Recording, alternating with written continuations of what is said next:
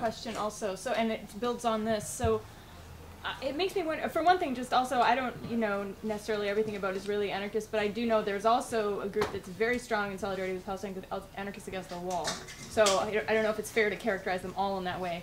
But anyway, what I really wanted to comment on is just that there are people's struggles. They're not necessarily anarchists as we would define that in Iraq and in Pakistan, very large and very active in Pakistan.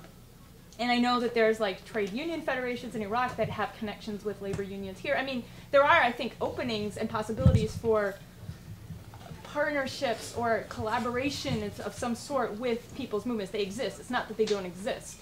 I think that if they're farther away and there's a language barrier and there's a lot of ignorance amongst people here. And so I'm not saying that, oh, therefore there are movements, we should go there. I'm not saying that at all. What I'm saying is that communications need to be opened up. And that way, if there were solid lines of communication open and trust and mutual, communication happening, then perhaps people active in Iraq and in Palestine would say, hey, you know what, it would be really great if some people would come over here. Or they might say, you know what, it would be really great if you would maybe focus on this kind of action in the United States.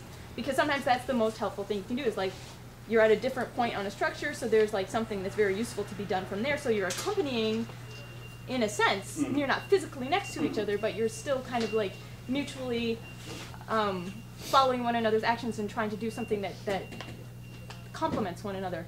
But this leads to my question, which is simply that, okay, so if the first step to finding out how one would engage in such accompaniment with people in parts of the world that haven't been such connections, is to open up lines of communication, then I'm wondering, how did it start that these longer-standing relationships of people traveling to Chiapas, people, places where there is a long history of literal accompaniment, how did that begin? Do you know the history of that? I'm familiar only with history of my own movement. A few of us here were involved with Poples Global Action. Poples Global Action is a form of that kind of an encounter. I mean, it came into being as a meeting between people from Global South, indigenous movements and not only indigenous movements, and basically anarchists and anti-capitalists, autonomists from Western Europe and North America. So in a sense, it was a meeting of people. It was like the thing that I was describing with students and workers in Russian Revolution and Hungarian Revolution. In that sense, it was similar. That was Poples Global Action, which I think is most, I'm not active with PGA anymore, but I think it's mostly defunct by now. There's another thing, which is the World Social Forum, and as anarchists, I think that we are just saying no to World Social Forum, maybe with some. Maybe we're too, hasty to do that. Maybe World Social Forum does open some avenues of actual involvement with people who are active there. I went to Belém, and I have to say I was completely impressed by the indigenous struggles of people from the Coordinadora and Andeana, from the indigenous movements from Ecuador and Peru. It's amazing. And how do we work with them? Right now, these people are working with NGOs, because there was not a single anarchist there. Not a single autonomous Marxist there, not a single libertarian leftist there. They have only NGOs that they meet there, and they're organizing a terrific thematic forum on the crisis of civilization. And who is going to go there? People from ATTAC? Yeah, unfortunately, because we are not there. So I think that probably World Social Forum could be one of the venues where we could rethink should we have some kind of an engagement with. But again, these questions are very tricky. I mean, this is a longer conversation. Brooke Lehman? First, I wanted to say that in your introduction, I didn't express how much your ideas have influenced me in a positive way. Thank you. But I found today really interesting, and this is sort of a poorly formed comment, but I went to a panel a couple of hours ago which Harmony Goldberg put together, and it was a lot of sort of the community organizing, sort of newer, not newer, but within the last 2 decades, socialist organizers out of Power and different organizations in New York City, mostly Bay Area, also Miami workers. And it was interesting to me because I've always felt, listening to them, I've always assumed, because they do all these study circles, and you know, they've organized right to the city that there was a plan, and very much in the same way that I think a lot of anarchists talk about, well, it has to be organic, we're going to figure it out as we go. I was surprised to sort of hear that sort of come out. And I think sort of the end point is like, we need a socialist, you know, we need a socialist party. But the near point, I think a lot of those groups do really impressive work, and I mean, this panel was brilliant. I thought the people on it were incredible. But I was sort of, I was shocked that there wasn't a sort of what I would call a transitional program. And I feel like we're in the same position as anarchists.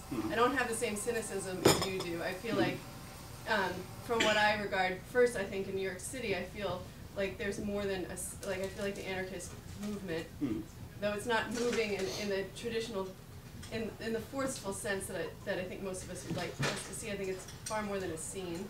And I think, I think nationally too, I think a lot of people in this room and the connections and the organizing that they've done together is more than a scene. But I have seen I feel like the past 5 to 8 years have been more about capacity building and counter-institution building, which was a dramatic shift from protest. So, and I feel like we lost the protest part and we didn't develop that, because I think a lot of people sort of lost heart in it. And I feel like with the climate change, with the climate crisis, we have to use what we learned in the past and reinvigorate a movement. I feel like that's, I really feel like that's where this movement has to go. I feel like it's, I was reading Turbulence and was actually really inspired by one of the pieces in there. And I recommend people read it. I think we've got a whole bunch of free copies back here. Which one? But Turbulence. Yeah, which piece? I don't know, that one. Which piece? The piece on basically reinvigorating a movement around climate justice. But I thought that was really interesting, and we have such a long history and so much knowledge that I feel like was sort of put to bed. And now we have all these counter-institutions, including Bluestockings and many places like this, and health collectives and child care collectives and all sorts of things that didn't exist 10 years ago, that I really think, I think the challenge is to take all the things that we've learned, take what has been built, not as a defeat, but as something to build upon, with a whole lot more consciousness around race and class that I think also didn't exist to the same level 10 years ago, and move forward with new purpose. I would disagree with you slightly on the issue of the class awareness. I still don't see it. Unfortunately, I still don't see class playing a central part in anarchist thinking, which I find to be extremely, extremely problematic and unsettling. And I'm not saying that we need all to become class struggle anarchists, but I'm saying that we need to think about class much more seriously than we are doing now. But the piece that you are describing is actually a terrific piece, and it's written by Tadzio Müller, if it's the same piece. And there is, who I think is in the room right now, well, he was a few minutes ago, but in any case, the thing is, if you have been to the opening panel, if you have been to the most of the panels, nobody was actually mentioning the environment.